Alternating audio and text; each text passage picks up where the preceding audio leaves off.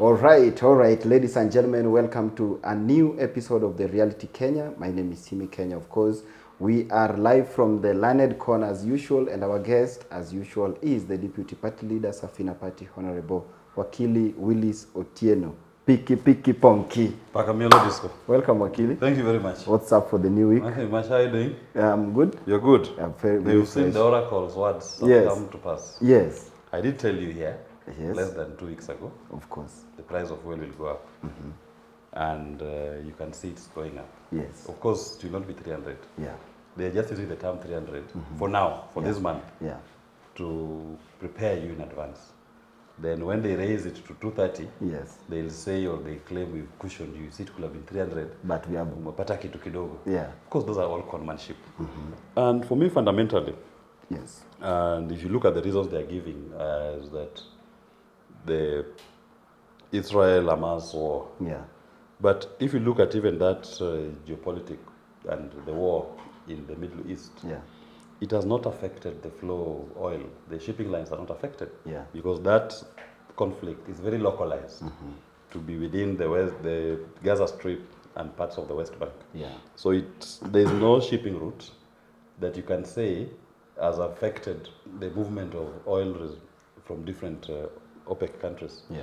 or oil producing countries for that matter, that you can say now we are not able to access. And if you look at the Platts price of crude Yeah. internationally, it's been oscillating between 81 to 88 US dollars per barrel. Yeah. And that Platts price has not gone any up. If anything, compared to last month price to this month, it has gone down. In fact, it was 80, I think it was 88, now it is 86. 86. So there has been no increase in the international cost of crude. Yeah. So what Kenya Kwanza is telling you here is just abunwas. Hekaya. Hekaya's abunwas. Yeah. Yeah. They are just lying. They are trying to run away Yeah. from the main challenge. They are bringing excuses. Excuses. And if you remember, the auditor, the control of budget was before the dialogue committee Yeah. at Bomas last week. Yes. And if you listened to Madam Nyakango speaking, she was essentially affirming to Kenyans Yes. that you are borrowing money to Fuliza. It's like a father who is borrowing money and Fulizaing. So you go back home, the kids have no food, Yeah. you have not paid rent, you're not paying school fees. Yes. So also with our debt situation, Yeah. this government is borrowing money, not tied to any project, no parliamentary approval, and the money does not find its way in Kenya, Yeah. right? But the consequence is that it is Kenyans who are expected to pay for this debt. So if we don't look at our debt problem, I assure you, and I keep saying this, Yeah. we are going to default. If things remain as they are, Yes. everything remaining constant, we are going to default on the debt. And if we default on the debt, because I say this, because it's important that Kenyans start preparing and planning. Yeah. I hope we don't default. That is my hope, because default is painful to everybody. My hope and genuine desire is that we should not default on our debt. Yeah. But in the likely event that we That we default, default. it is important that Kenyans prepare for that. So my advice and my invitation to Kenyans at first instance Yeah. is that we must push this administration to do a debt stock, do an audit of our debt stock. And whatever debt is odious, Yeah. illegal, was not approved by our parliament, was not applied to any project, Yeah. that debt, we should be relieved of the burden to pay for that debt. Should be taken off our necks. That's the first and the best route. Yeah. We only pay for debts that were legitimate, debts that are Constitutional. legal, constitutional. We pay for that. Whatever is illegal, whatever we didn't pass, whatever didn't arrive in Kenya, we're not going to pay for it. You release the debt burden off the people's necks, then the appetite, the demand for more money in terms of taxation, it goes down. Yeah. Because if you remove the debt burden from my neck, it's simple. You can easily go back to the people and tell them, I don't even now need VAT on fuel. Yeah. Right? So you take away the VAT, 16% VAT on fuel, the economy will run. I mean, consumption of fuel will go up. Yeah. Because now the price also goes down exponentially. Remember, almost 50%, 55% of your items on the price or contribute to the cost of the fuel is government taxes or levies in one shape or another. So take away, for example, 16%, because now you don't need money to pay for the debt. The price of fuel goes down. Kenyans are able to start seeing how they can innovate and use their abilities to produce. Number two, move away from domestic market. Stop borrowing from this domestic market. In fact, if there is any domestic debt that is odious, don't pay it. Tell the banks we're not going to pay for any odious debt. Right? And limit it. Limit government borrowing from the domestic market. The banks have money. The banks will come looking for SIMI. How do we turn your live stream into a broadcasting station? So you're able to access credit, and you can put up a broadcasting station. Somebody wants to put up a house, an apartment, somebody wants to put up a manufacturing plant, somebody wants to invest in heavy farming equipment for farming facilities. They are able to access credit at a lower interest rate. Because government now is no longer in that space. So you start seeing production across the entire country. Right? Now that is the one part. But because Kenya Kwanza is clueless and have no idea on how to run an economy, they will not do it. They will still insist on increasing your taxation to get more money. One thing that is guaranteed with Kenya Kwanza today, tomorrow, is that the amount that they charge in taxes will keep increasing. That is a guaranteed. According to them. As sure as tomorrow follows today. As sure as the sun will rise in the morning and set in the evening. As sure as Kenya Kwanza is still in administration. They will raise your taxes. They will not stop. Because they're running away from the debt problem. That is their response to the debt problem. Our position is confront the debt problem. Face it. Face it and deal with it. Now, what will happen is this? They will not face the debt problem. They'll keep raising taxes. They'll keep collecting less. So there'll be a default. So it's important that Kenyans understand what a default is.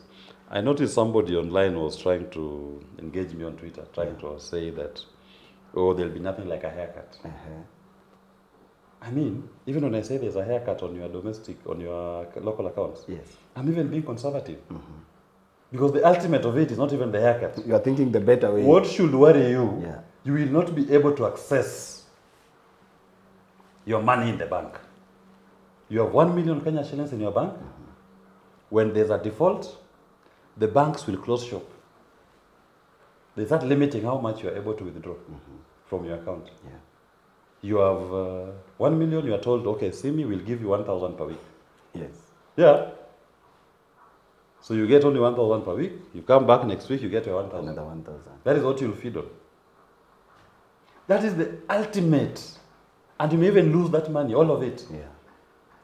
So when somebody is arguing with me, telling me that there will be nothing like haircuts, my friend, 55% of government debt is domestic. And those banks, what people assume, what people don't understand is this. Those banks don't have their own money that they use to buy these bonds.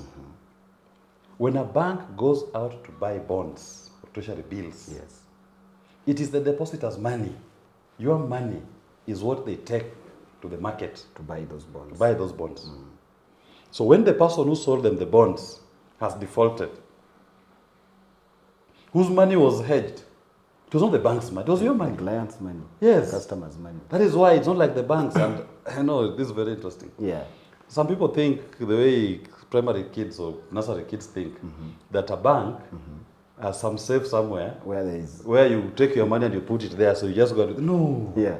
The bank does not have a vault to keep your money individually. This is SIMI's 1 million. It is kept here. Whenever he wants it, we'll just go and open the safe and give him his 1 million. No.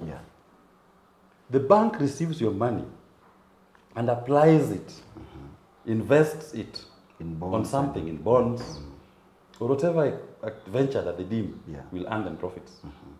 So it is your money that is hedged. So when the person who sold them the bond defaults, the hedging was done using your money. So you go to the bank now, you tell them you want your 1 million. I go to the bank, I want my 100 million. He goes to the bank, he wants his 50 million. Another person goes, he wants 100,000. That's what you call a bank run. Because now the bank is facing an avalanche of depositors asking for their money, But they don't have that. but they don't have that money. So the bank will collapse. So the ultimate, in fact, the haircut all are just measures to forestall a collapse. Yeah. But the ultimate, the bank will shut down the doors. And they tell you now we are restricting how much you can access. You have this much, we give you this much. That is what you live with for a month, or for a week. Come back next week, we give you. Unapewa kama peremende, or Panadol, for that matter. Yeah. Right? Now that's the ultimate. And in some countries, like Argentina, like Cyprus, people have actually lost a substantial chunk of their deposits. Lost. Forget even now about haircut. Because in a haircut system, it's even a controlled environment that, okay, we are doing this, so we are managing it. But the ultimate is that you can actually lose your entire deposit. Whatever money that is held in the banks. Or you'll be given what is called a pitiable sum, depending on how much has been insured.